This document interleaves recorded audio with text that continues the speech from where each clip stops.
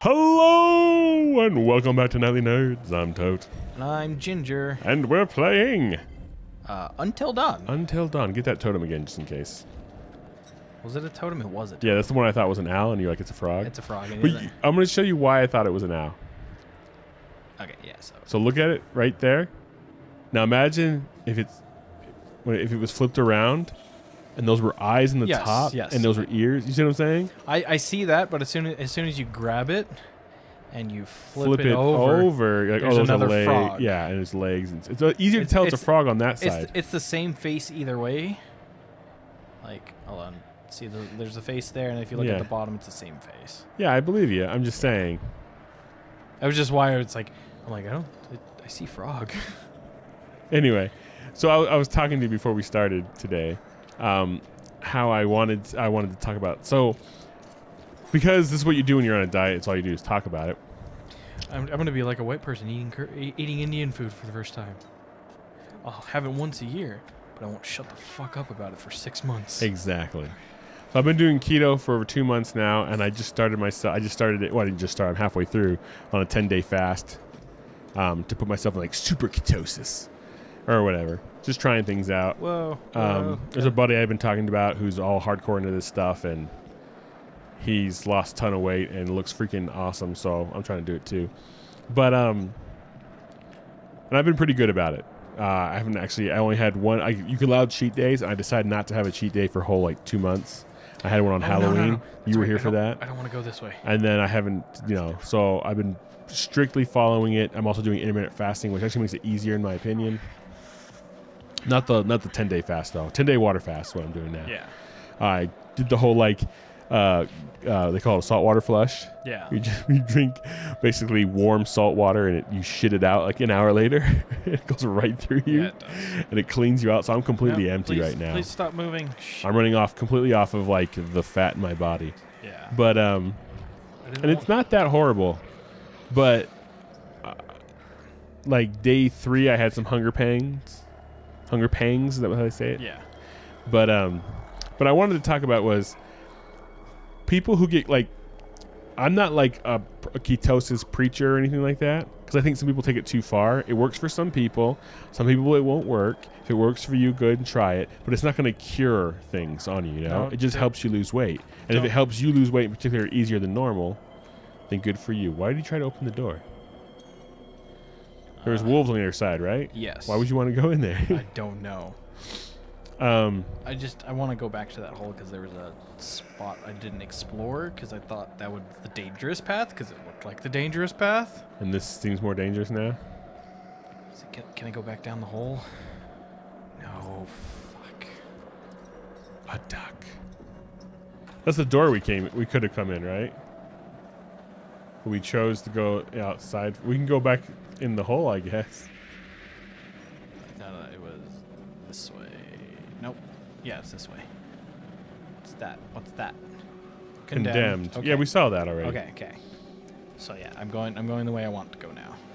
I think what it was is if we opened the door first, the dogs would have been in that first room. Oh, so we came this way first. Which gave the game enough time to... I also read something too. Apparently Mike has plot armor. Plot armor? Yeah, meaning he's safe for a lot of things. Oh, so there's a certain point where he can die, but we haven't gotten to there yet. Yeah. So I think Mike is the only one we can't kill right now. Oh, well, good for him. Anyways, and people take, like, whether it's going vegan or vegetarian, or there's a carnivore diet now, people who only eat meat.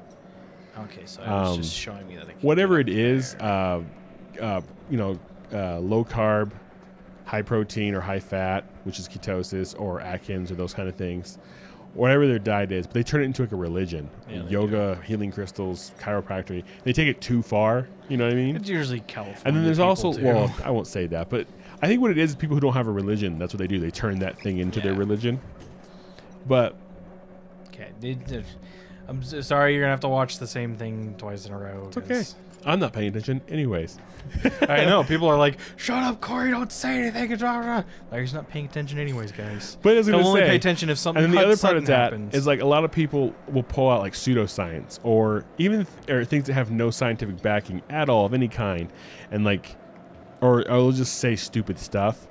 And so because I'm doing this cleanse, I've been looking up a lot of stuff and trying to make sure I don't kill myself and make it as easy as possible to do. And I was watching this video, and this guy was talking about how to do it. And he was talking about the saltwater flush, which I'd already seen a lot of information on and was going to do. But he was talking about how to properly do it. And he said you have to use, it's like for him it was like a liter of warm water and a teaspoon of, and he's like, this is very important, organic Himalayan pink salt. Because lower sodium. Well, no. Yes. That's not the problem I had. Okay.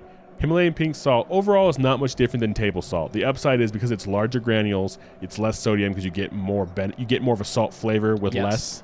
And there are some trace minerals of other things in it, and that's because it's where it comes from. It's from a sea that dried up in the middle of Pakistan. Yeah.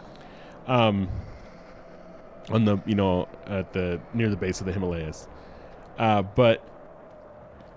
and the reason it's pink is because of the dead animals that lived in it at one time that died and left behind like red pigment, and it's not enough, so it's pink, whatever. It's cool. It's good. It tastes nice. It's got kind of I don't know. I like it. I use it. But it was that he called it organic.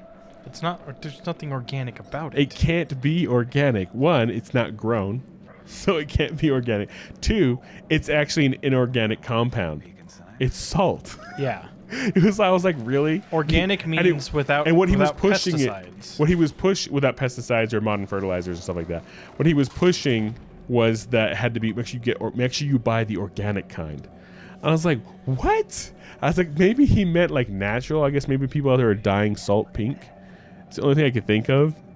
You can find a pink salt that's not really Himalayan pink salt. I don't know what, but I was just like, really? You said that?